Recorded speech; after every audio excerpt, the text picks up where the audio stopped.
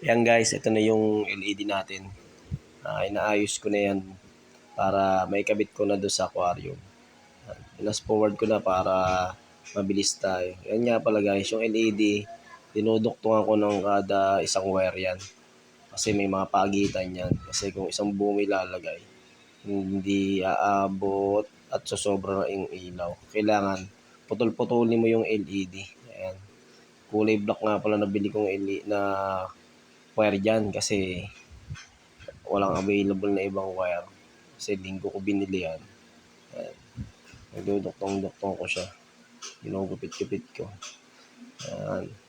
At puputulin natin yung dulo-dulo lang. Tapos pagduduktongin natin. Kailangan, guys, positive, positive, negative, negative. Kasi once na nagkamali ka ng lagay dyan, hindi naman puputok yan kasi 12 volts lang naman yan. Hindi rin iinit.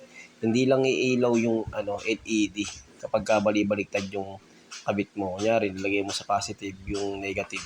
Hindi iilaw yung LED kahit anong gawin mong saksak dyan. Kailangan talaga nasa ayos yung paglinya mo ng ilaw or ng wire.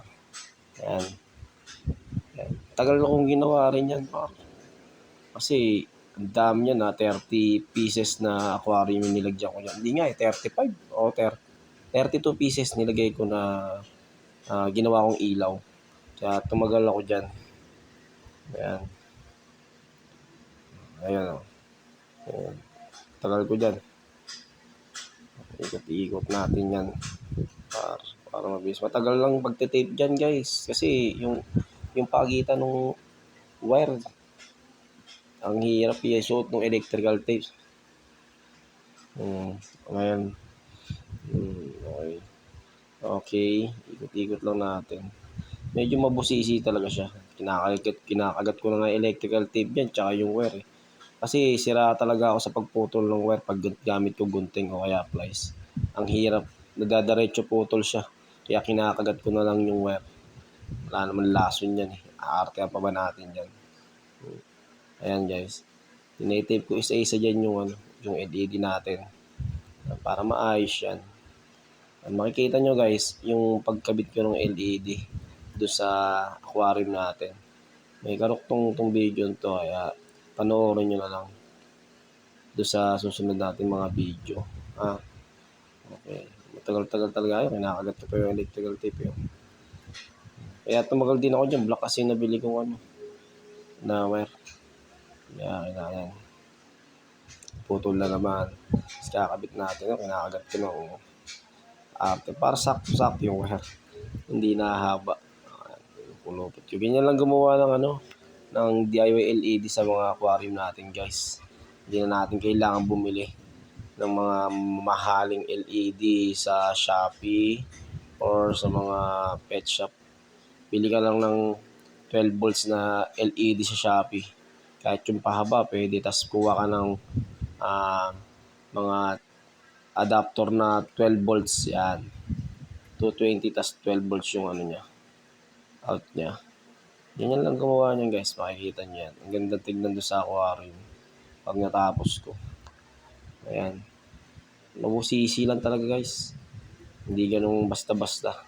Oras din ang sasayangin mo dyan sa paggagawa ng mga ganyan. Kaya, konting tiyaga lang talaga guys. Ayan. Nandiyan na si Joseph sa tabi ko, pinapanood ako. Tagal ko kasi dyan halos siguro mga 1 oras, 2 oras ko ginagawa yan. Yung 30 pieces na na LED. Yan. Nagduduktong-duktong. Ang liliit kasi ng wire. Baga parang mga 3 inches ang 5 inches. Mga 5 inches ang layo ng kada isang wire, 5 inches. Tingin ko gano'n, 6. Liliit talaga. Tapos pagka pinakagat mo pa yung wire, sumasama pa yung wire doon sa pagkagat mo. Kasi pagputol ba, sumasama yung kabilang dulo. Kasi nahuhugot siya sa sobrang liit ng wire. Kaya kailangan mong hawakan yung kabilang dulo pagka puputulin mo yung wire. Sumasama. Guys, nakakagat ko yan. Mabilis kasi yan pagka ganyan.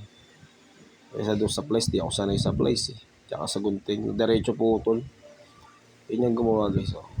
Basic na basic lang sa inyo yan guys, kahit mga beginner eh.